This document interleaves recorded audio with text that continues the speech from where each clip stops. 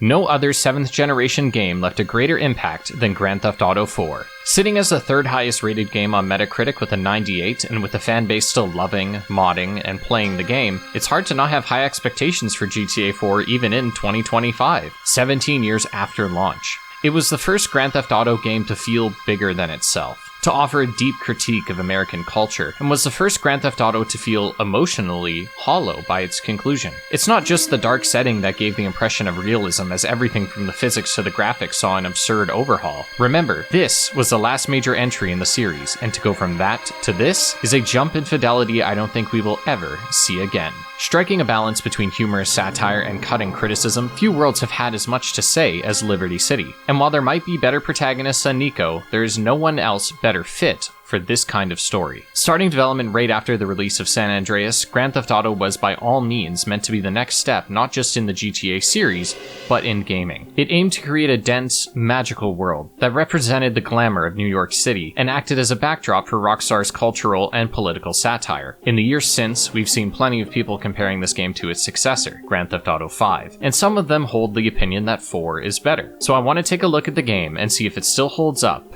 if perhaps we were too kind, and if, 17 years later, Grand Theft Auto 4 is still bigger than itself. Are you still not on Grand Roleplay? Then you're missing out on a whole world of possibilities in GTA 5. It's not just a server.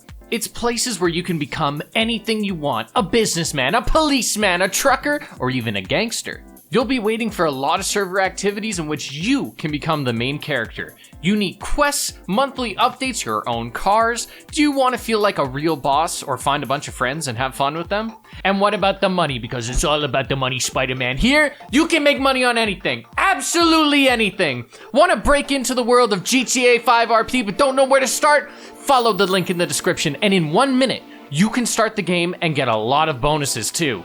Everything is simple and clear, no confirmations or complicated actions. You can download it in a minute and you can start creating your dream character. If you haven't played on our server for a long time, be sure to come in and don't forget to check your garage, especially for those who came in less than 3 months ago. There might be a small gift there for you. A cool car called the Ubermacht M5, which I believe translates to English as really fucking fast. Link in the description today. Liberty City is obviously based on New York City. Famous landmarks make appearances, but the layout is different, the size is distorted, and certain iconic imagery is swapped. This could have been to avoid copyright issues, something we've seen modern releases grapple with, but I like to think it is because this simply isn't a parody of New York, but the entirety of America condensed into one city-sized hyper-satirical depiction of the American dream. I should clarify that I don't use the word satire in the way most do on the internet, using it as a catch-all defense for abrasive humor. Rather, I use it in terms of its ability to critique something through an exaggerated, often humorous portrayal. For example, we see themes of American consumerism all over Liberty City, with one of the most notable being how we regain health. Liberty City is full of crime lords, politicians, crooked cops, and any other form of power-hungry and power-drunk person. But consumption will always be king. Part of the American lifestyle is consuming, often through material goods, but also, at most, through food. Hot dog vendors, chicken shops, burger joints are all part of a satirical look at American consumption because we, as the player, consume those means of healing for the same reasons a true American might. Why bother finding a health pack when Cluck and Bell is around the corner? The cost is inconsequential even as early as the first mission, and we can even see critiques of capitalism through the prices of these vendors. Street vendors that sell hot dogs are relatively convenient, but they cost $5. Burger Shot sells the same amount of health for only $1, a burger appropriately named the Bleeder. These franchises are most often located in the heart of the city, where players will have the most money and make the most money. It was the more impoverished areas that have the expensive street food. Perhaps this is a critique of the capitalist ways of American commerce, where it costs more to live in a densely populated area, but because of that density, businesses can afford to take a smaller margin in order to drive out their independent competition. Maybe this is one of the ways the game portrays poverty as being a place you are put and not a place you choose to be. Though, this philosophy is not entirely supported by the game, as those we meet in poverty always have some kind of vice that keeps them there. One of the most well-aged jokes in Grand Theft Auto 4 is the Statue of Happiness. During 2008, Rockstar was just coming off of their hot coffee controversy. In short, there was a sex minigame nicknamed Hot Coffee in the San Andreas Code, not accessible by normal means, which stirred quite the controversy around the game. Grand Theft Auto was already under fire for glorifying violence, but it was hard to nail that against the game when so much of the American media is already violent. An intercourse minigame was enough to warrant even Hillary Clinton to get involved. The Statue of Happiness, featuring Clinton's likeness, is a direct jab at the politician, but where the statue takes on new life these days is when viewing it completely ejected from the inside joke. This might be a happy accident, but disconnected from Clinton, this statue, being a symbol of happiness, sees the statue holding a cup of coffee instead of the torch we expect. On the Statue of Liberty, the torch symbolizes a guiding light for Americans and non-Americans, a beacon of liberty, freedom, and the American dream that current Americans can follow. But it also serves as a beckoning light, calling immigrants to come to America to make their dreams reality. Replacing that guiding light with a cup of coffee feels like a means of saying that this country puts capital first. Coffee is a classic American means of increasing productivity, and a world like Liberty City lives and dies on people working themselves to the bone to achieve the American dream until they die or burn out. Coffee, in that sense, serves as a symbol of intense productivity, and with the rise of Starbucks in America, it could also symbolize intense consumption, as if the $6 lattes are just as much a vice as gambling or prostitution, which too are encouraged as part of the American dream. When we arrive in Liberty City, we're told of how Roman Bellic has made it big, owning a massively successful taxi business. He tells stories of winning big in casinos, sleeping with multiple well-endowed women, and having more money than he knows what to do with. This is quickly revealed to be not true, but it represents what the American dream is to Roman, and it's not the first time we've heard of such tales. Even if it does vary, some might consider the American dream to be owning a nice home, car, and having a family, the fundamentals remain the same. The American dream is about having freedom in finances, romances, and career. How one chooses to exercise that freedom isn't important, but for a place like Liberty City, it makes sense that Roman desires a constant party. You don't follow the bright lights of a big city to secure a home on the ranch. There is an immediate theme when we arrive in Liberty City, which is disappointment. When we look at the trailers for Grand Theft Auto and even think of what Grand Theft Auto culturally represents, it's action, parties, women, guns, police chases, penthouses, and we get none of that for the first act of the game. Taking an hour for a gun to be pulled and making us only spectate the first illegal activity. We're given the sense that things aren't what we were hoping for. GTA 4 strikes a great balance between letting players live in that disappointment, but giving us just enough to not feel that the game itself is disappointing. Environmentally, while the opening of Hove Beach is good, and the district itself is well crafted, it's not what we wanted. We want to be driving supercars so fast that the neon skyline blurs around us. Instead, we're driving slow sedans and just picking people up and dropping them off. Grand Theft Auto is capable of giving us an explosive opening. It did so with the game's sequel, so I'm further convinced that this was an intentional choice. This introduction allows the player to connect with Nico because they feel the same things. While Nico is somewhat enticed by the bright lights, big women, and money, he's also here for another reason that is yet to be revealed. This is why a story surrounding an immigrant is more than simply trying to subvert expectations. We, like Nico, are foreigners. We don't know Liberty City. We've heard stories of how the game will be, we've seen photos of the high life, but now that we're here, and the most impressive thing we've seen are the sizes of the cockroaches. What I am less impressed by is the idea that Grand Theft Auto 4 was daring in its attempts to convey an immigrant story. Is it an uncommon practice? Yes. Is it a good thing? Also yes. The story wouldn't be as good and the satire not as easily delivered were it from the perspective of a local. But I want to push back on the idea that GTA 4 offered a progressive, pro-immigrant story, because while it's admirable and all, I don't think it's exactly true. It's important to remember that this game came out in 2008, a time when America was seeing record-high immigration numbers, so a story about an immigrant is perfect for a game aiming to critique American culture and politics. The legality of Nico's immigration is never fully discussed outside of a few throwaway lines, and it's never used as a means of critiquing the immigration system, how Americans saw immigrants, or really anything like that. I don't think Rockstar has a duty to comment on that, nor do I think it's a glaring oversight, but I think some articles that claim the game was a subversive story for its time seem to forget that yes, this is an immigrant story, but one about an immigrant coming to America and wreaking havoc on the city in a quest for revenge. Even Roman, widely seen as a good person who took the legal route to living in America, is shown to be unable to succeed without being complacent to the crimes being committed to his benefit. Roman is hardly succeeding in his eyes, he's drowning in debt and has a gambling addiction likely spurred on by his desire to escape that debt. By the end of the game, he achieves a successful business, but only after being partially funded by Nico. If we look closely enough, we can only see immigrants failing, committing crimes, and killing people. What could possibly be progressive about that? Personally, I don't think that's what Rockstar is intending to say. In fact, I think Roman's finances are a critique of American society, not immigrants. If they truly were trying to critique immigrants, there's no way that they would have it be a central theme to the story and then approach it with the utmost subtlety. Instead, I think their message is not immigrants themselves, whether bad or good, but in the lie immigrants are sold. The Statue of Happiness spells it out clearly, stating on the slate, "Send us your brightest, your smartest, your most intelligent, yearning to breathe free and submit to our authority. Watch us trick them into wiping rich people's asses while we convince them it's a land of opportunity." Liberty City throughout the game is regarded as a place that makes its inhabitants crazy, not in the same way that a land like Hirata would, but in the way that their current economy does. Comparison is around every corner, and there's never enough material wealth. Roman is embarrassed of his apartment and cab business, so much so that he lies to Nico and Nico's mother. In reality, owning an apartment and a business in 2008 of all years in what is essentially New York City, while having a long-term relationship with a woman he eventually marries, is nothing short of impressive, especially as an immigrant that showed up with nothing. Roman doesn't fully appreciate these things until they are lost, and that's one of the ways the city drives you mad. When the American dream is so poorly defined, and when that dream is constantly changing, you can never be happy with where you are, never truly feeling like you achieved that dream. This is because the American dream is a lie, at least as far as Roman and Nico are concerned. Can you make a living? Yes, but the parties, the women, the cash, the mansions, that's not attainable. And it never will be, because the game is rigged against you.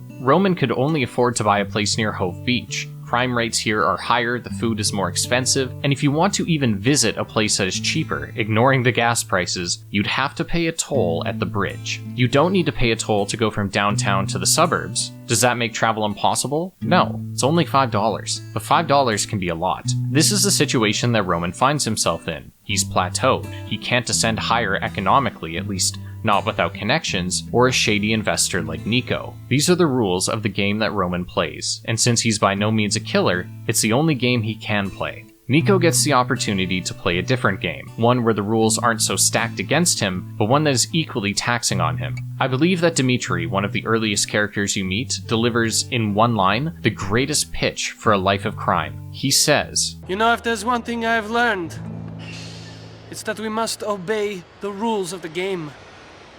We can pick the game, Nico Bellic, but we cannot change the rules." When we compare a life of crime to a life of economic servitude, we can view the fail states as being quite similar. Failing in a life of crime means death, and failing in a normal life means homelessness, or also death. The key difference is you have more control in a life of crime. The risks are higher. One wrong move and someone could want you killed. Hell, some of the people Nico is sent out to kill are killed because said person just seemed off. These rules, to me, aren't better than a normal life, but for someone like Nico whose skill set and mental state makes him especially equipped for that line of work, why wouldn't you? Crime is all over Liberty City. Women of the night occupy half the street corners, criminals looking for accomplices are never far, and this crime is so normalized that rarely do criminals actually acknowledge the danger of what they do. Crime is so normalized and so fun that the world, by and large, doesn't care. We can never own a car unless we go through the tedium of parking it at a particular spot every time we get out of it, so stealing cars is a convenient option. If I can't afford a hot dog, I can just kill someone, take their money, and then the problem is solved. I'll break the law, drive straight through the toll, causing a police chase, if it means I get the convenience of not slowing down. I don't want to drive the first minivan I see, but I want to get to my objective, so I'll do what I need to. This is especially prevalent in the first act, as we're performing relatively small-time crimes, and the desperation of wanting that big city life is enough to push us along. Of course, the characters we meet help in the engagement too. Everybody is some kind of caricature, but often with enough depth to make them more than a satirical clown for us to laugh at. Brucey is one of the first people you meet, and he embodies American vanity. He's all about lifting weights, doing steroids, and won't shut up about banging women. He perfectly embodies that dude bro stereotype of being hyper-aggressive in order to appear more masculine and being suspiciously defensive whenever someone questions his sexuality. Vlad is someone much like Roman, trying to play the role of a big shot in the crime world, putting on a front. To me, he embodies a lot of the American arrogance that we see in the game, part of it planned to assimilate to the culture, I'd imagine, making aggressive demands, insulting those below him, and reveling in the slice of power he's managed to obtain. The truth is, he had superiors that had superiors, and none of them liked him. I wonder why. Not all characters embody some kind of trait as a means of critique. Little Jacob and Badman are both characters I can't see as anything other than a parody of Jamaican potheads. Most of the jokes surrounding Jacob and especially Badman are not much more than haha, isn't patois funny? And yeah, I guess, but other characters have set a standard of having much more to offer. Florian, or Bernie, falls in a similar boat, but not to the same degree. Much of the humor comes across as, lol, look how gay this guy is, but at least Bernie has something driving his flamboyance. His new lifestyle, not the gay part, the part that's more in touch with himself reflected in his apartment and outfits, once separated from the war, is his way of running from it all, even changing his name. Florian died in the war, and now we have Bernie. It's his way of starting fresh, as so many people, Roman included, intended to do when they came to Liberty City. Roman, despite being an immigrant, is meant to represent the hard-working American. He's relatable because even if you were born in America, you're still sold the same dream. You're told from a young age that if you work hard enough, you can have your cake and eat it too. They wouldn't tell you otherwise because chances are if you knew the game you were being shoved into, you might just not want to play at all. Nico is encouraged to continue his life of crime because what's the alternative? Roman? That's not enough for him. By the end of the game's opening, Nico reveals that the real reason he is in Liberty City is to find someone who betrayed him during the Yugoslav Wars. This reveal works for Nico's individual character and arc, but severely hinders the game's ability to critique poverty and crime in America, because Nico is doing these crimes for his own reasons. He's infiltrating the underworld as a means to an end, not because he was simply thrust into it. And this muddies a lot of the story's subtle messaging. By the end of the first act, we'll be in downtown Liberty City. Bright lights around every corner, consumption never more than a glance away, and it's where the fastest cars roam. It says a lot that, even when our criminal exploits always begin in downtown, it's rare that a crime actually takes place there. This could further be a reflection of how the city views crime. Maybe more crime takes place there because it's a lower income neighborhood, full of more desperate people who would be willing to commit said crimes. This is a little contradicted by the fact that the police presence across the city is equal, which, if those low-income neighborhoods truly were where most of the crime took place, would be swarming with either a higher or lower police presence. Ultimately, Liberty City, in spite of the lights, glitz, and glamour, is a dark place, fit for the darkest game in the series. Its brightness is the perfect contrast to the game's themes, but the game itself never strays from embodying the different aspects of large American cities. Sometimes it resembles a peaceful suburban sunset fitting for a wholesome sitcom, and at other times the weather is so dreary, it feels as though we're playing in black and white. It fits a noir aesthetic complete with detectives and a man hell-bent on revenge. Different weather, lighting, and general vibes allow us to fill the role of Nico during different emotions. A golden hour sunset peering through the concrete blinds brings to mind a feeling of success in a city so hell-bent on stopping you. A gray overcast heightens the sense of mystery regarding Nico's past and where his targets might be hiding. So much of your gameplay is driving from point A to B that it's good the visuals are enough to make me veer into oncoming traffic, like I was texting and driving, mesmerized by the sights. Many games will comment that the city is alive, or that it is an independent entity or character. Few games achieve this quite like Liberty City does. The city truly speaks to you in where its buildings fall, where its people end up, what music plays on the radio. In spite of Liberty City having so much to say to you, your response is just as important, though not nearly as developed.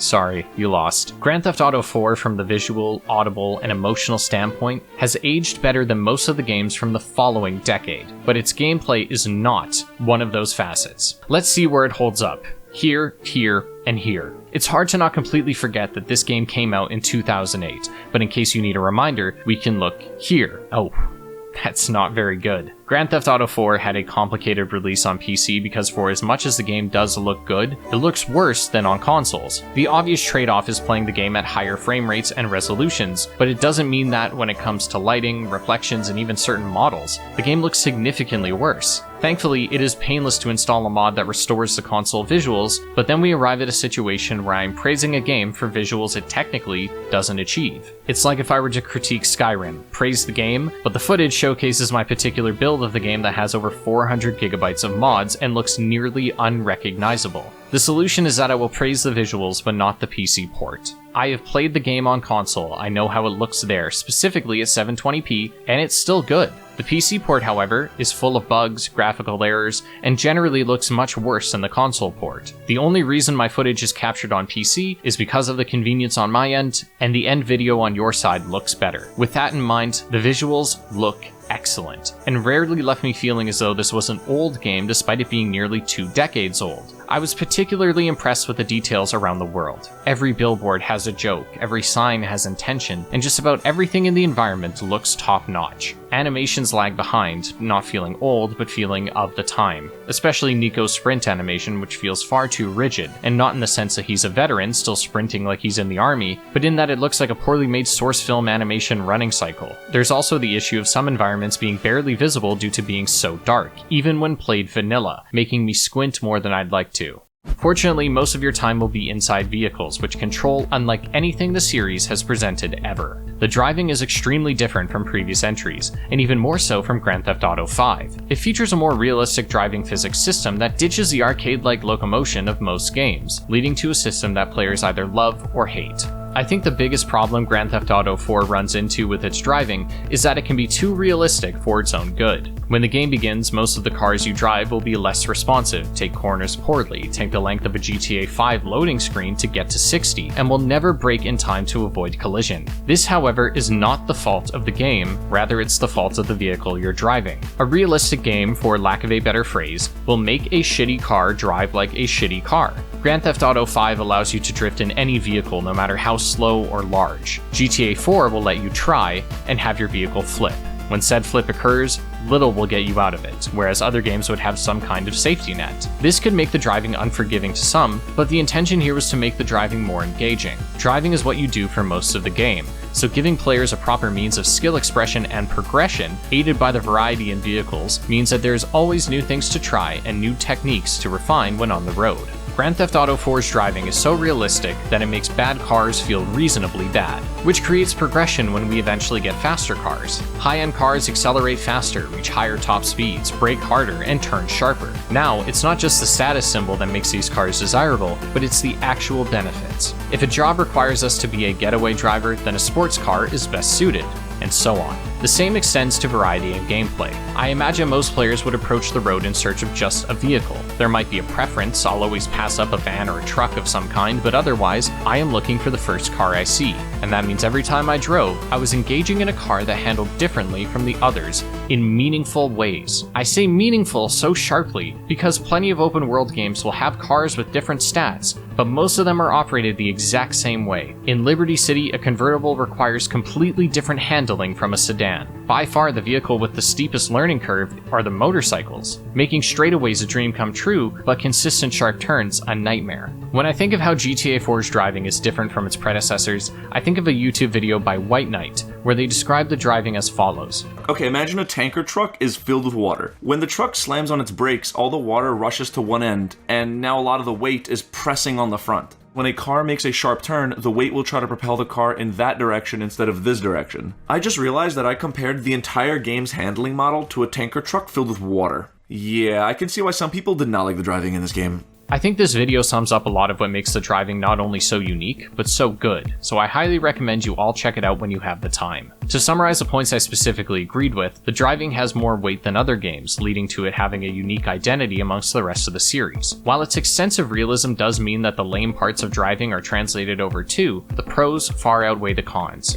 When on foot, there are basic controls for vaulting and climbing, all of which are approached with the same weight and realism applied to the driving. I think these systems are fine, cover system included, but the system that has by far aged the best is the shooting. Rockstar Games have never gone out of their way to make shooting more complicated than it needs to be. Max Payne 3 is one of the best shooters ever, and yet the core gameplay of its first mission is the exact same as its last. What Rockstar instead focuses on is adding to a solid foundation. For example, sticking with Max Payne 3, shooting is fun, but shooting while diving in slow motion is even more fun. We don't get that much in GTA 4, but the point is that the shooting is basic and yet still entertaining for the runtime. This is due to the increasing selection of weapons, the context in which you are engaged in combat, and the layouts of combat arenas. When guns and realism are in the same room, the argument of recoil typically comes up, often inducing enough anger to have both sides shaking violently. Recoil is realistic, but it's not always fun. It can be altered to provide less friction for the player, such as having consistent spray patterns, but something a lot of third-person games were doing in the 2010s was including a large hollow circle in the middle of the screen to indicate a radius, and your bullet would end up somewhere in said radius. They offered a middle ground for the player to feel the realism of a bullet not being pixel perfect, but without relinquishing control over the general direction of said bullet. I've always hated these systems because if I'm pixel perfect, then let me be perfect. If my center dot is on someone's head, let it hit their head, and if you don't, I feel cheated. Grand Theft Auto 4 fixes this common issue with a combination of what other shooters have implemented. Counter-Strike, even before its modern releases, always had the first bullet be accurate. Well, it did have some minuscule variants, but in practice, it was fully accurate to where your crosshair was. The following shots would become more and more inaccurate as the recoil overpowered your arms. Grand Theft Auto 4 implements a similar system, but combines it with the hollow circle typically seen in other action games like Uncharted. In this system, where we have the hollow circle and a center dot, the first shot is always dead accurate, and the next shots are somewhere random within the hollow circle until you reset your recoil. I think this is the way all games should handle realistic recoil, full stop, unless you are going for a competitive shooter. It's intuitive, has enough variability to offer moments where we get lucky or unlucky, and rewards precision. Especially in a context where Nico is ex-military, it makes sense that we're allowed to strategically pick off enemies. Future games wouldn't offer the same feedback, making 4 a more engaging game to play when it comes to shooting. There are basic cover systems here that work well enough, even if they can be a little too sticky at times. Part of what makes cover optimal at times is that when behind cover, you can hover your reticle over someone, but when Nico briefly exits over, the reticle moves. This made me miss more than I'd like to admit, so often the most efficient means of clearing a room was constantly being aimed down sights and violently whipping my gun around corners ready for whoever was behind them. If there was a long corridor with men alongside the different cover points, I'd just slowly walk down waiting for a gopher to stick its head out. Perhaps that's a more militarized way of approaching this encounter, but I'm conflicted on the strategy. On one hand, it was fun, but only because the alternative was generally unsatisfying. It's clear this strategy wasn't intended because enemies can blind fire and cover is heavily encouraged by the level design. Ragdoll physics also play a large role in the fun factor of shooters, and in the case of GTA 4, the ragdolls are a constant joy to witness. The game knows this too. There are more than a handful of situations where Nico has someone cornered at the edge of a cliff or rooftop, and it's up to the player to decide if they want to gut them like a fish or blow out their abdomen with a well-placed shotgun blast. Sometimes, it was fun to just shoot them multiple times in the leg or feet, savoring the kill just a bit more. This applies to driving too. Nobody likes crashing in a racing game per se, but it's always satisfying to do so when the physics are up to par because we get to revel in the destruction. Seeing us collide with something so hard that pieces of debris spit out of the hood of the car, sometimes spitting Nico himself out, is always excellent and makes failure fun. You still don't want to do it, but undermining the frustration is a great design choice. When it comes to the actual design of the open world gameplay, I'm reminded of a term used a lot when open worlds became more popular. It was common to see the descriptor of sandbox paired with open world, and the fact we don't see that descriptor anymore is because it's mostly no longer applicable. What makes an open world? What makes a sandbox? And what makes something both or neither? An open world is as described, a world that is consistently open to the player to explore, but it never truly implies immersion in that world. You're given a vast expanse of set dressing, perfect for photos or breathing in vibes, but your actions in that world are hardly punished further than some kind of authority figure trying to chase you. A sandbox is a game designed to be tinkered with. It leans somewhat into immersive sim territory. You're not meant to enter the sandbox simply looking at the castles others have built. You're there to make your own, and a good sandbox is one that rewards players for sticking their nose in the sand, by having those grains move and react to that action. If you bump into someone, they will have something to say about it. If you steal someone's car but don't drive away fast enough, they'll chase you down and take their car back. Maybe they'll even hang on to the door, desperate to keep their vehicle. Stealing a car won't get you a wanted level unless doing so in front of a police officer. Driving past a police officer while the car's alarms are still going off will arouse suspicion.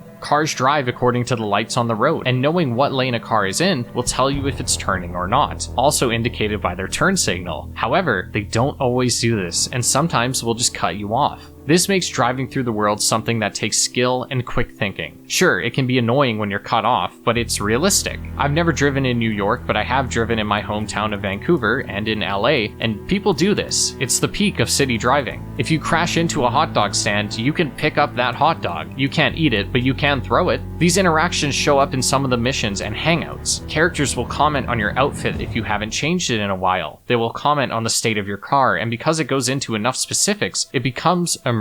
When you're running from the cops, you can hear their comms, and they'll describe where you're heading, the car you're in, and the strategies they will try to employ. Sure, it's not immersive sim levels, but it's on the level of a sandbox, and it's certainly deeper than some of the other open world games we see these days. This is one of the ways Grand Theft Auto 4 has aged beautifully, but there are other ways in which it was poorly aged on release. We've seen plenty of videos on the outdated nature of Rockstar's design, and people usually bring up Red Dead 2 and GTA 5 as examples because they are the most recent. But GTA 4 by all means suffers the same from Rockstar's game philosophy. What is this philosophy? That games need to get bigger and look better. The problem? They're taking the same games and throwing on nicer coats of paint. A Victorian-era chair, even if given a fresh paint job, is still, in essence, an old chair. In this sense, GTA 4 can often feel like a game far older than it actually is. Now, I don't know if this is Rockstar's actual design philosophy, it's a guess based on what I've seen in their games, but let's look at general mission structure to see what I mean. Grand Theft Auto 4 has different categories of missions. There's the chase, the shootouts, the taxi, and the set piece. The chase is any mission that sees you chasing or being chased. Pretty straightforward. Shootouts are much the same. Taxi missions are where you need to drive to a location and then drive back. An example of this is when we need to drive to an internet cafe for the first time to get an email account. These mostly come up when you arrive at a new district and are mostly saved for tutorialization and helping the player get familiar with the map, so I won't critique these too much here. Finally, the set piece is an extremely linear mission that subtly asks you to follow a script and punishes you for missing your cues. Some consider GTA 4 to be a repetitive game, and that is somewhat true. So many missions see you driving to a location, but what makes them repetitive is the before and after. Any level in the game is preceded by a drive, typically across an island, to your destination, and your reward is doing the same thing in the next mission. This means that missions where you exclusively drive are 3 times as underwhelming. Don't get me wrong, I love driving here, but when the end of the game sees you still being designated to drive somewhere, it still becomes repetitive. It becomes further repetitive when there are never any restrictions or mix-ups to the driving. Rarely you will have someone trying to swerve the car off the road, and even more rare is someone forcing you to escape the police in a particularly challenging vehicle, but otherwise, it's all the same. I think variety could have easily been spiced up by having situations where Nico needs to shoot while someone else drives, instead of always being forced to do both at once. I also think general chases could have been aided by tires being able to pop. Maybe I'm doing something wrong, but there were plenty of times where I emptied an entire arsenal into a random vehicle for nothing. Part of where this frustration comes from is the set piece missions, and the biggest problem with the set pieces is that they never make it clear that it's a set piece. As mentioned, Grand Theft Auto 4 is a sandbox game. There are plenty of different ways to approach a mission, but sometimes, in order to achieve a particularly cool moment, they introduce a script. If you go off script, you lose. For example, some missions see you chasing a target to a designated location, but your literal objective is to chase and kill said target. No matter how many bullets go into said target, they will not die unless they reach a specific spot where they are scripted to die. Maybe this is just me, but when a game sets a precedent that I have control and then without telling me rips that control away, I become bored instantly, because I know that there is nothing I can do. When we look at the categories of missions, a mission like this where you need to chase someone is simply a driving mission, dressed up as something else. There are still great moments here though. A highlight was robbing the Liberty City Bank. We get plenty of action. It's a set piece that finds unique ways of being scripted, and I was never feeling as though I was along for the ride. Instead of having invisible walls or invincible enemies, we're railroaded to a path by not leading the group and having police cars acting as boarders. Once we enter the subway, the trains run slower than normal. This is technically scripted, but it's done in the player's favor and helps prevent the script being broken by a train hauling ass towards us. This whole mission is one of the best in the game, game, and if the set-piece nature of a mission was communicated this well more often, then we'd have a more consistently enjoyable game. There's one more example I want to unpack here, which is a mission that sees Nico crashing a drug deal and having to catch up with a fleeing van. The first problem: I am shooting an enemy and he is not reacting or taking damage, and this turns out to be because he is the driver. My assumption is, okay, this is a chase. However, I missed the prompt at the bottom of the screen that said to grab the truck's rear. Reasonable to miss that, seeing as there is pure chaos on the screen. My instinct is to head to the nearest car, and I am not allowed to enter. Incredibly annoying, so I hoof it, the prompt leaving once the chaos is over. Because this is a set piece that requires me to be on foot, it takes a while before I find a car. Once I do, I shoot the tires, the driver, everything. Eventually I realize there must be something I'm missing, so I pause to look at the brief, and it all clicks. This is a cool moment and was definitely memorable, but why not let us do it the way we want to? Keep jumping on the rear in, but since this is a sandbox, allow us to do it our own way too, even if it's less sensational.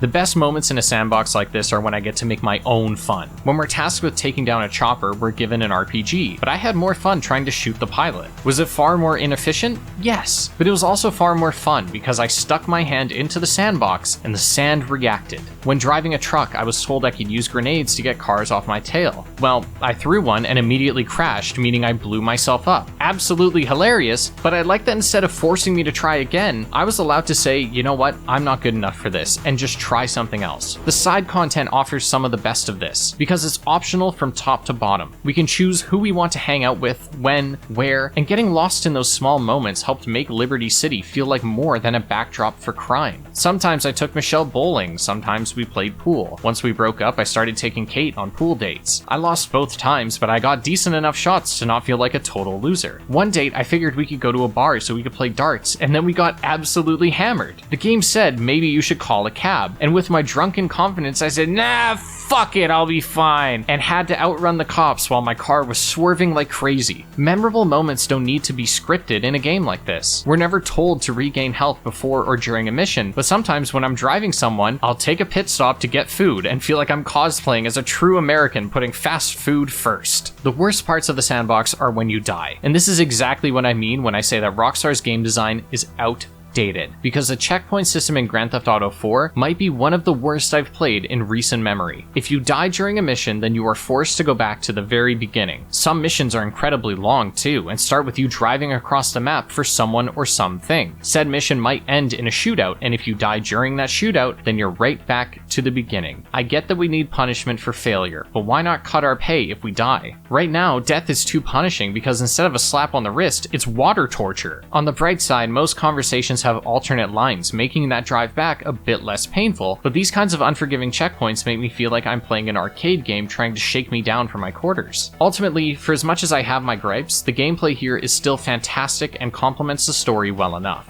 Outside of the missions themselves, Liberty City is an enjoyable sandbox full of secrets like cheat codes that turn on snow to an actual beating heart inside the Statue of Happiness. There's much to explore, a vibe to revisit, and even if the graphics didn't hold up, which they do, the vibe is timeless, and the way we move through it is too. Few open world games have driving like this, organic stories like this, and while there's a lack of customization outside of some outfits and changing your ringtone to the sounds of moaning women, we don't necessarily need that because so much of the game revolves around Nico and how the player gets to know him.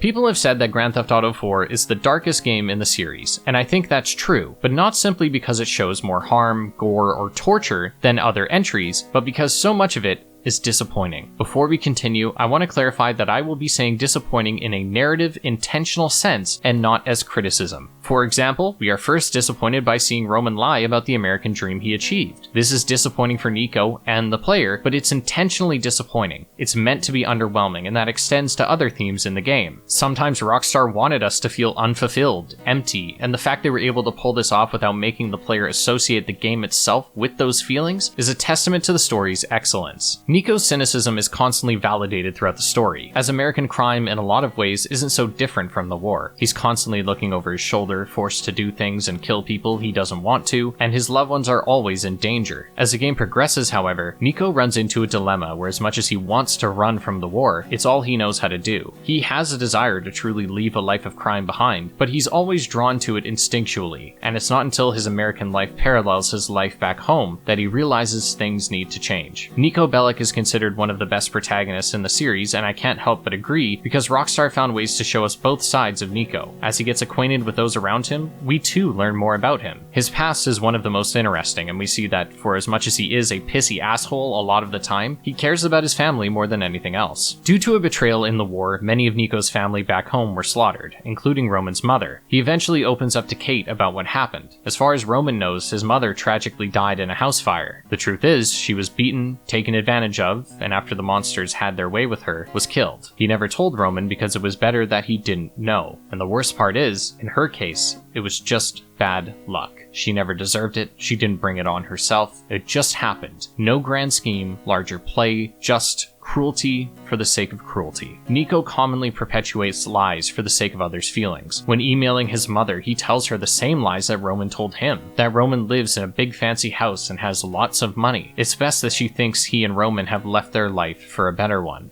Nico's cynicism is one of the story's greatest strengths, because the world is able to present exaggerated themes of American culture and have the player's reasonable thoughts of, wow, that's ridiculous, communicated by the player avatar. He's able to hold on to that distaste for America because he's really not here for the American dream. Instead, Nico came to Liberty City for revenge, to find out who betrayed him and his people in the war, and bring them to justice. Roman not only desires the American dream, but to live as an American. For as much as America has so many problems, and these days a lot more than it did in 2008, it's still one of the better places to live, especially compared to a war-torn country you're trying to run from. Roman is also trying to escape from the life he lived before, and I believe that's why he's made so many stories about his life. It's about convincing others and himself that he is better off, that he belongs there, and that he has been able to escape. The truth is, Roman was able to escape. Sure, he still has problems, but they hardly compare to what happened to his family, and we see a similar situation in Bernie. Nico is able to narrow down his search to two people, Darko and Florian. His first encounter with Florian tells him that, well,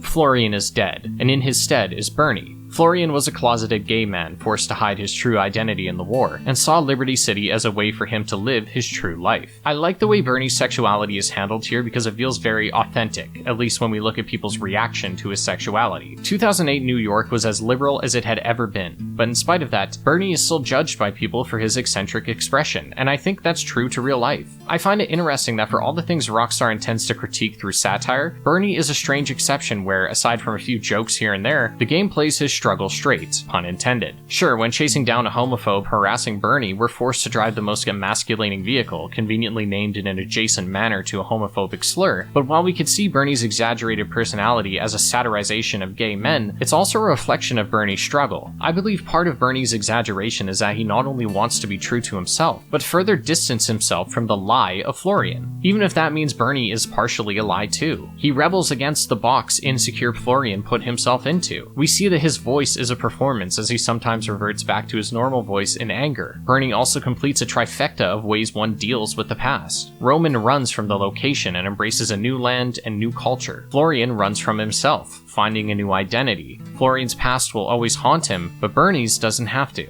And Nico believes that if he kills his past, he'll finally be able to bury it. Nearly every confidant in the game will encourage Nico to leave Darko behind, to stop hunting these men and enjoy the life that he can have in America, but he's steadfast that, at minimum, he needs to know why Darko did what he did. A life of crime in this way is a means to an end. Unlike the financial decisions for organized crime, which perpetuate a life there, the fact Nico wants answers means that once he gets them, and gets some cash along the way, he'll be ready to put that life behind him.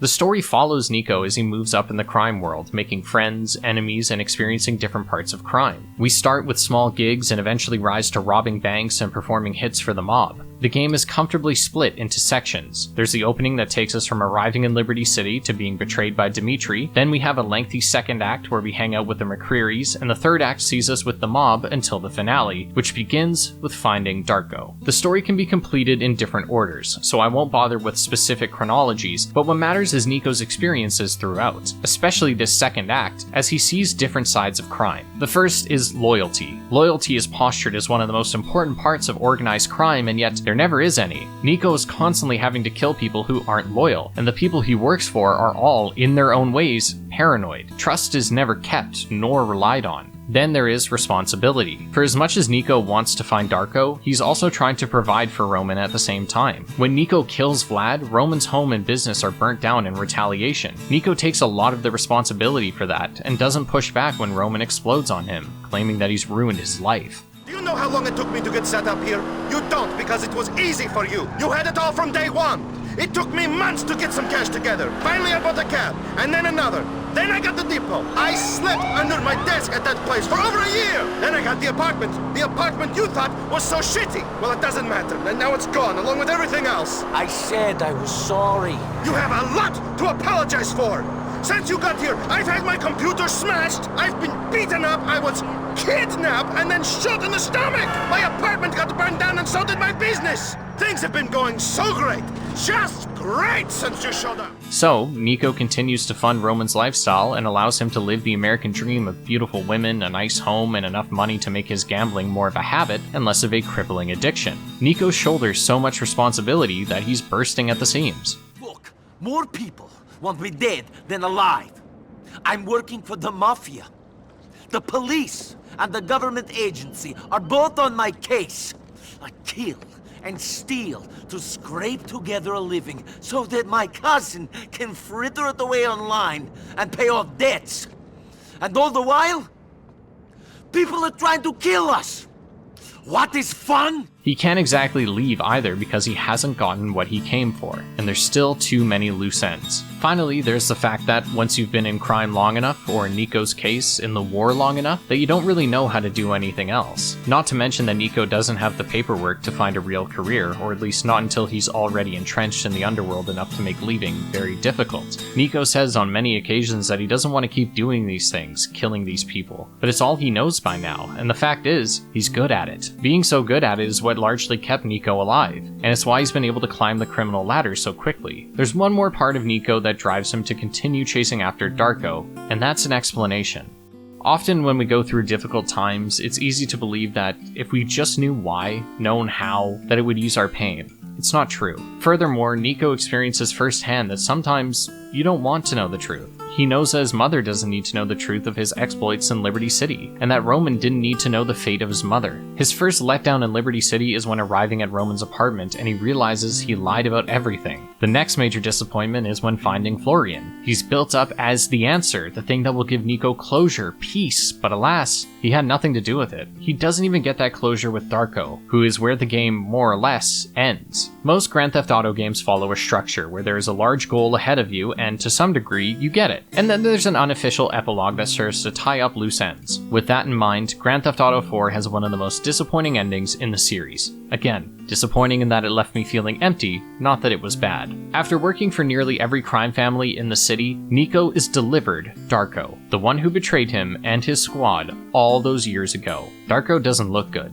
We finally have the chance to not just exact revenge, but figure out the mystery. Why did Darko do it? The answer is $1,000. Darko became addicted to heroin during the war, and that money was able to get him his next fix. All that pain, the spiral it sent Nico's life down, the horrible things he did, the pain he was never able to let go of, it was also a junkie could get high. You can choose to kill Darko during this interaction. I did. Roman makes a good point that Darko is still just a junkie and that he's miserable. Killing him would be doing him a favor. I figured if he was dead, then we could have some kind of closure and know that he won't be able to sacrifice anyone else for his addiction. Roman and Nico's conversation on the way home is perhaps one of the most blatant views into Nico's mind that the game provides. He was desperate to silence his past and maybe feel something, but he still doesn't. This approach to revenge is an uncommon one. An approach that says, yeah, revenge didn't fix my problems, but I still wanted it, and it still felt well-deserved. This is why GTA 4 is considered one of the darkest games, because it prevents certain topics like revenge, addiction, and the American dream with extreme realism in a world that is nothing but absurd. If you're someone in Nico's scenario, there is no happily ever after, and the game is wise to let you sit with the feeling of, now what, for a while. Contrasted to Roman, who is by all means living his best life after leaving the past behind. Even Bernie, who still has his struggles, has a lot more going for him now than he had before. The final straw is Pegorino, who asks that Nico oversee a heroin deal being smuggled in on the Platypus, the same ship Nico arrived in America on. Heroin is already a sore spot because that's the drug that ultimately made Darko sell out his squad. But to then also do a deal with someone who betrayed him and has been trying to kill him and Roman for most of the game, it's a tough choice. Kate McCreary says that revenge is the best play and that he's not to be trusted. Roman says that business is business and that sacrificing the money isn't worth the revenge. Both endings are technically canon, but I believe that based on Nico's thoughts throughout the game, not only would he not want to deal with Dimitri, but he'd want to eliminate him as a loose end. Especially by now, Nico has all the cash he needs. An extra $250,000 wouldn't sway him. When Dimitri is tracked down, it leaves Pegorino ruined, seeing as the deal has now fallen through. Once again, killing Dimitri doesn't feel good or really doesn't feel like anything at all. In my mind, it was just business. Depending on the choice you make, on the day of Roman's wedding, either Kate or Roman will die. In my case, it was Kate, but what matters is that the victim in this case is always an innocent person, whose demise is brought on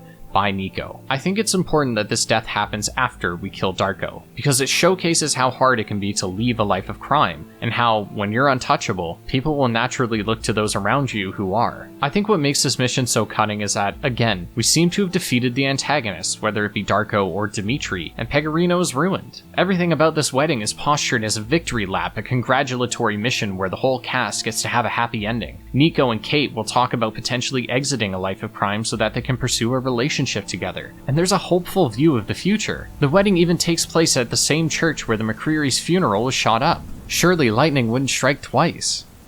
It does. This is a great final mission set piece wise, and I like that Roman comes along, but god, this ending cutscene is everything to me. But we're done. Now we can start making money. Freely. I suppose so. We won, man. We won!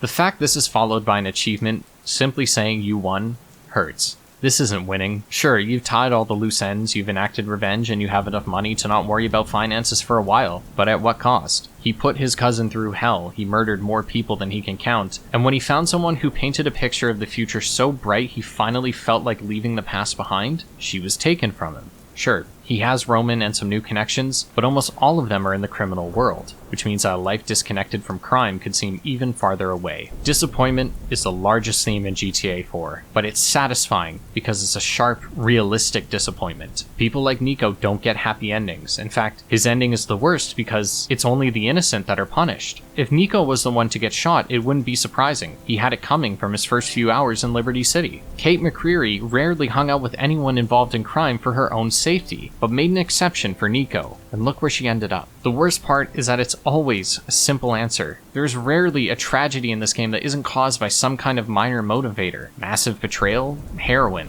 innocent people dying, a desperate man looking for revenge. There's no grand plot. It's just another day in Liberty City. So it goes. You do still feel bad for Nico at the end of it all, because you know he has the capacity for good within him. He says on multiple occasions that he wishes he didn't do so many bad things and that he could be different. Even his quest for revenge has noble ends that are achieved through criminal means. It creates a dynamic where the player is never outright disagreeing with the things the game asks them to do, but is always hoping the next situation is better. A lot of this is expertly delivered by Nico's voice actor Michael Hollick, who has been praised endlessly for his performance, but I also want to highlight the voice for Roman, Jason Zumwalt, who embodies the almost naive, in-denial optimism that the character represents so well. Where Grand Theft Auto 4's story shines the most is always in the small moments. Big set pieces will stick out in memory and the overarching plot is great, but its characters, how they react to the world's events, will always be what makes me come back to the game. Whether it's the small conversations about the war or the large revelations about why Nico is really here, the game knows when to set aside its humor, its satire, to tell a serious story. The only weak spot in the game game is the second act, and I've glossed over it so far because honestly, a lot of it feels tangential. There's a significant amount of missions tied to a diamond deal that goes wrong. We chase these diamonds all across town, and of course, it ends with the diamonds being lost, and no one being satisfied. What further makes these missions feel disjointed is that they feature characters you aren't familiar with and, for lack of a better description, look important. You can usually tell when a character will be relevant because they don't look like this. But when we see a Dominican man pop up multiple times and we're given nothing about them, it makes it feel like the game is opening threads and not closing them. Well,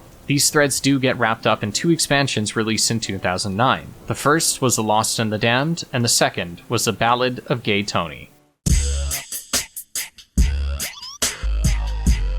The 2 expansions serve as individual stories that take place alongside Nico's quest, but at some point overlap with the diamond heist of the main game, serving as an event tying the stories together. Unfortunately, much like the base game, the diamond heist is the weakest point of these stories. The individual expansions do well when setting up the characters and stories, but they end up being put on hold somewhat when the diamonds are involved. In the case of Gay Tony, it fits best, but it still feels tangential. We can start by looking at The Lost and the Damned, because it takes advantage of its place as post-game content in order to fulfill a fantasy largely ignored by the base game. There are many kinds of criminal fantasies. Nico fulfilled the revenge quest while offering slices of mob fantasy and underground immigrant organized crime rings. The Lost and the Damned fulfills the fantasy of being in an outlaw biker gang. It stars Johnny Klevitz, the vice president of the Lost Motorcycle Club. Their leader Billy has been in jail for the last 2 years, meaning Johnny has been temporary leader. However, all of that changes when Billy finally gets out. Billy seemed to get addicted to heroin while he was in the pen, and it's causing him to act irrationally and treat Johnny like shit. There's a theme here of Billy going off the deep end, but because we start right after he's released, which is after he went off said deep end, it means we've never seen him in shallow waters, or relatively normal. As far as the player is concerned, this is just how Billy is, and while I was still able to recognize that he was an asshole, it didn't feel particularly different. What I did like about Billy, however, was how generally uncomfortable he made me feel. His voice actor, Lou Sumrall, really nailed the tinge of aggression in every line. Billy felt like he was ready to snap at any moment, and was overall a piece of shit that reasonably nobody was man enough to stand up to.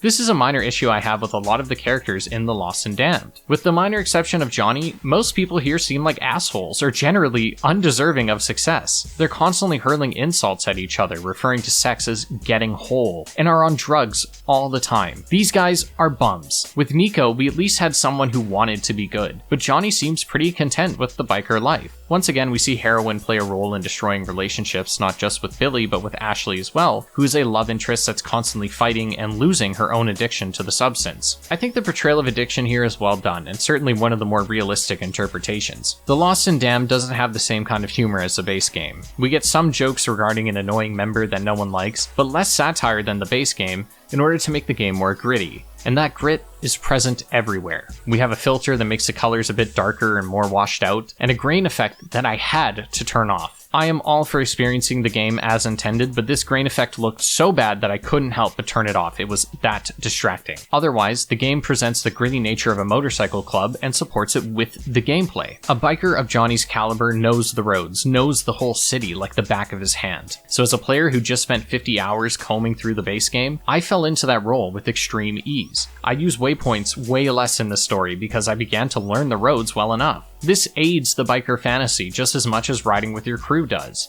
In the beginning missions, you ride to different areas of formation to initiate conversations with your crew. This works great for fulfilling the fantasy, though it doesn't always land because your crew can crash and thus end the conversation. Once dialogue has been exhausted, the crew will race each other to a location, another part of the fantasy, and once you become head of the club, you can call on your boys to help you with missions. This is a great feature, but it's one that becomes annoying, as the game will remind you incessantly. Someone will text and say something about the boys not getting off their asses, even if they have helped you with every mission thus far. Side content gets an overhaul here, with most of it being actually marked on the map. I think we can get away with more traditional forms of delivering content because in the base game, part of moving up in the world was building connections with people. We get races, gang wars, standard stuff, but still good. Where the largest overhaul takes place is in the mission design. We get larger set pieces, more interesting locales to visit, and unfortunately, I got what I wished for, in that there was a mission where we needed to shoot while someone else drove. This mission conceptually is great, but the fact it takes place on a bike where we have virtually no cover and are at the mercy of the driver means I died way more on this mission for reasons out of my control. Furthermore, we are given a shotgun and the police have pistols, so they can poke you from afar and you have no means of defending yourself or getting ahead of it. One of the weapons you use in this mission is the Street Sweeper, one of the new weapons introduced in this expansion, along with an automatic pistol, a sawed-off shotgun, and pipe bombs. These weapons all help to spice up gameplay and represents a scaling player power that aligns with the higher action. We get some powerful weapons, but encounters are much harder, and missions now have checkpoints, making a replay far more enjoyable. The final set piece, which sees you breaking into a prison, is one of the more outlandish, but it was still comfortably grounded. Story-wise, the greatest challenge Lost and Damned faces is its own length. We get hardly any time to bond with the gang before it splits. As we do an early deal, it seems that Billy is arrested, and this causes a civil war within the club, as some believe that Johnny sold Billy out in order to stay as the leader. But it falls short because the person making the accusations, Brian, is shown to be a jackass that no one likes for most of the game, is constantly brown-nosing Billy, and should not have his word be taken over not just Johnny, but another third-party witness. Johnny does hardly anything to defend himself, and while it does look suspicious that Billy is arrested after multiple conflicts between him and Johnny, actually denying the allegations would have helped his case plenty. What this interaction also interferes with is the biker fantasy. We can only operate in a proper gang for a few missions before things get split up, and the most people we can call at once are 2. So driving in formation isn't the same compared to the opening, which features 6 different characters. Most of the time it feels like a solo adventure up until the final moments. I'm not sure why we could have the majority of the club on our side instead of what feels like 90% of them against us. Once again, this plot is minimized and sidelined to make room for the diamond heist. In this case, it's a bit more interesting, especially because one of the fail states is killing Nico, but the diamonds here suffer from a lack of stakes for our player. This is especially the case when Johnny wants to get revenge on Ray Boccino, and instead is easily convinced to just let it go. Don't worry about him. Why not? Apparently he and a lot of his associates under some serious observation and in the process of imploding. They'll either be dead or inside within a month or so. Best thing you can do? Stay away from him. What about Billy Gray? It's clear by now that the point of the diamond subplot was to lay the groundwork for what we would see in GTA 5 with its multiple protagonists. The reason it works there and not here is that these stories are mostly independent, and the different loose ends are tied in their own game. If someone harasses Michael, Franklin can go take care of it. So while the 2 characters have their plots shared, pacing-wise, the player is still following the same plot line seamlessly. Here, we get an interesting story with the biker gangs that was engaging enough for me to be annoyed when it was put on hold for the diamond gimmick. I don't think this is a massive blight, but an annoyance that is heightened by how much it comes up, and this includes the Ballad of Gay Tony. The Ballad of Gay Tony fulfills the final part of the Liberty crime fantasy, which is nightlife. You play as Luis Lopez, a bodyguard turned business partner for Gay Tony, a shady businessman who owns multiple nightclubs across Algonquin. This expansion is often seen as much better than The Lost and the Damned for many reasons, and all of them are valid. For as much as I enjoyed being a biker and having my jeans sewn to the seat, The Ballad of Gay Tony involves better character dynamics, a better story, better set pieces, and some great quality of life features. However, it should be noted that the tone of this expansion feels very different from the base game, at times feeling like a slice of Grand Theft Auto 5. Satire is mostly gone, and in its place is overt humor, which, mind you, still works, but leaves a bit less for me to chew on. First and foremost, the filter the game applies to the visuals makes the nighttime shine even brighter, with nightclubs feeling atmospheric, neon signs feeling like stars whizzing by at top speeds, and the general vibe of Liberty City at night, and especially sunset, makes the day look dull in comparison. Being able to enter these clubs, dance, drink, and eat is integral to making the nightlife feel alive,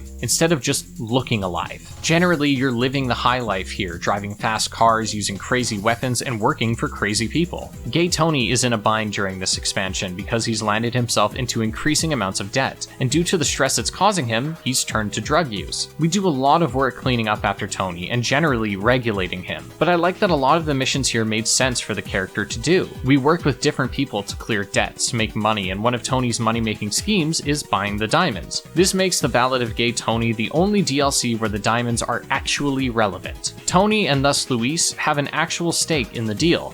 And when the diamonds appear to be lost in Nico's story, we see here that a random homeless person comes across them in the end. We even see Tony's friend and Ancelotti's daughter Gracie get rescued from Louis' point of view, and I absolutely love that they make a callback in this mission to one of the funniest moments in the base game.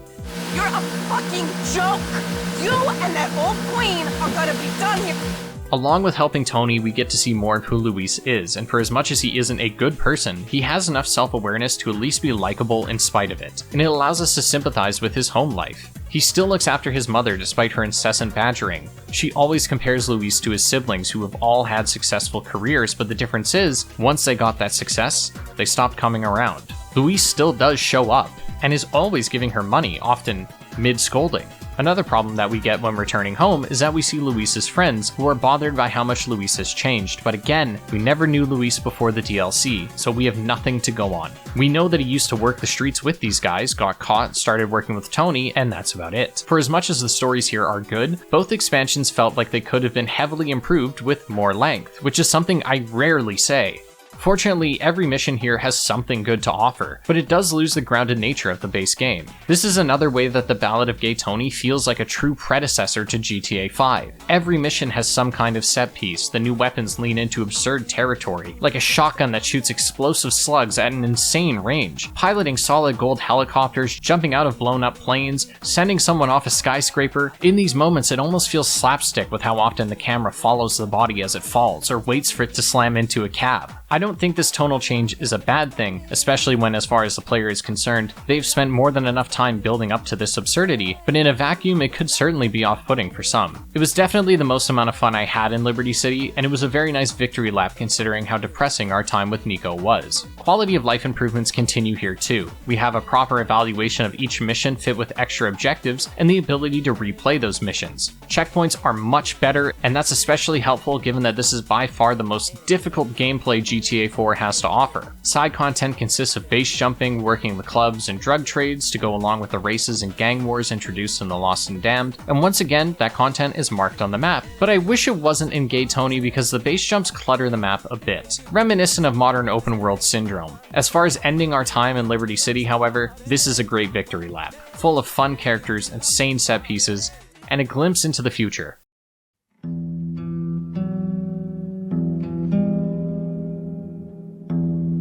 I posed a question early on. I asked, is Grand Theft Auto 4 really that good? Good enough to be among the best games of all time? The answer is, by the standards of the time it was released, undoubtedly. By the standards of today, still yes, but to a lesser degree. It revolutionized open world games when it was released, and while these days some of the gameplay issues are glaring as hard as ever, the story has aged significantly well. Perhaps this isn't a good thing per se, but a lot of the critiques of American culture, politics, and society at large are still applicable today, and the critiques are still valid. Sure, there might be different trends, different politicians, and different sentiments, but so much of what was said here holds true, which makes it a game that, politically, has hardly aged. Sure, there's some politically incorrect language used in the game, but it's not like that rhetoric is ever presented as a good thing. And a majority of the cast are cold-hearted killers, so I doubt they're spending their free time brushing up on disability studies and feminist literature. The game's graphics have aged remarkably well, and even more so if you fix some of the PC port's problems. The detail in every corner, the endless jokes on billboards, the life on display, is something games today struggle to compete with. Gameplay remains the most aged part of GTA 4, like a 19-year-old with gray hair. The mission design's age is highlighted even more compared to the rest of the product. Checkpoints alone make this a difficult replay, but the driving, shooting, and general aesthetic overload of simply moving through Liberty City more than makes up for it. Finally, the story of Niko Bellic is one of the best. Supported by top-tier voice work and stellar writing makes this a rare instance where, despite the plot being vulnerable to a simplified revenge bad arc, the way it expresses that message and the way it creates a disappointing story without making the end product itself disappointing is nothing short of a masterclass in storytelling.